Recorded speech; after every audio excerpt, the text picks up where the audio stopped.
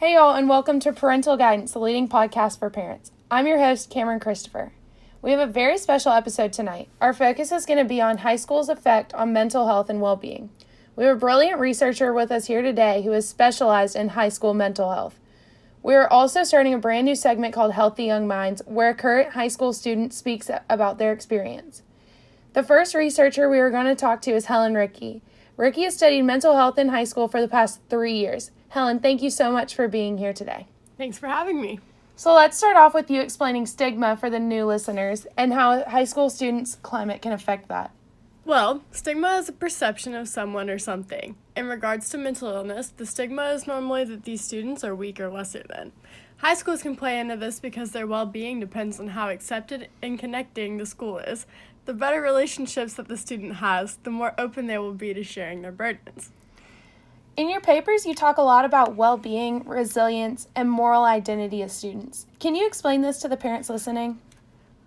Well, well-being is basically making sure that the student has the best chance of being happy and healthy in schools. Resilience is the ability of a child to thrive in the face of adversity. More simply, it means that the child can cope with problems that come their way. Moral identity is realizing that our morals come from authoritative figures in our lives, whether that be a parent or faculty. All three of these factors play a role in the child's development. What do you think is the most important thing a school can do to improve the development of students? From our study, a big factor is teacher support. Students that have connections with teachers were far more likely to feel a strong sense of belonging to the school. Another big factor is how easy it is to report and get help. The easier it is, the more students will be able to reach out and form connections with staff.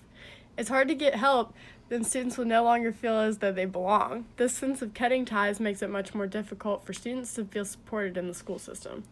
How do you think the parents listening can affect the well-being of their children in school? Simply talk to their child. Ask if they have a favorite teacher at school or if they feel like they can talk to someone. Ask about their friends in school. Ask about the rules at school and how fair or unfair they think they are. If you just get your child talking, it's very easy to see how they feel. And do you think the parents can do anything with the school to help? Yes, a great thing that they can do is bring up these kinds of issues at PTA meetings and get conversations started. Let the teachers know that their influence means more than they think. Let the school know that educating the students on mental health is critical. The school needs to take a greater notice of the students' well-being, and the best way for this to be done is by parent intervention. Helen, thank you so much for your time. It's been a pleasure working with you. No problem. Our next guest is a high school student currently living with depression. In our first Healthy Young Minds segment, we are joined by Kevin Briel.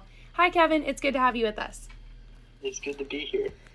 Your story was made very public when you spoke in a TED Talk. How was that for you? It was very difficult.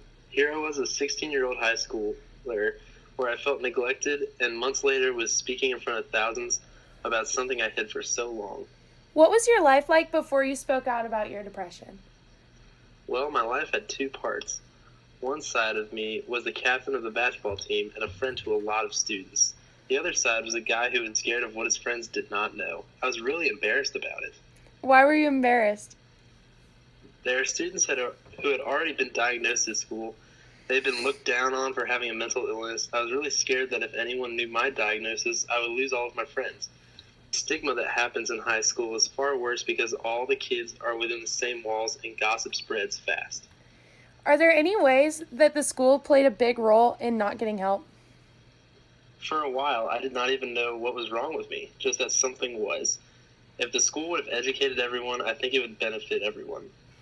I would have known what was going on with me, and others would have understood the illness better.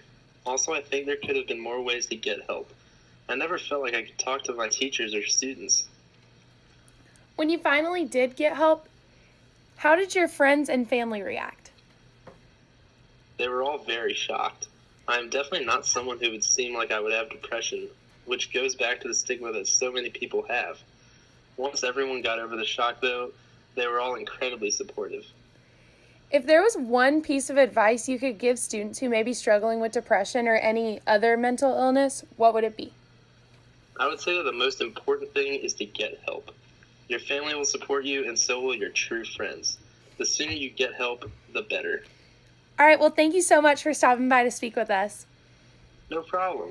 All right, that's all we have for you today. Thank you so much for tuning into our podcast, and make sure you tune in next week as we tackle the middle school cafeteria food crisis.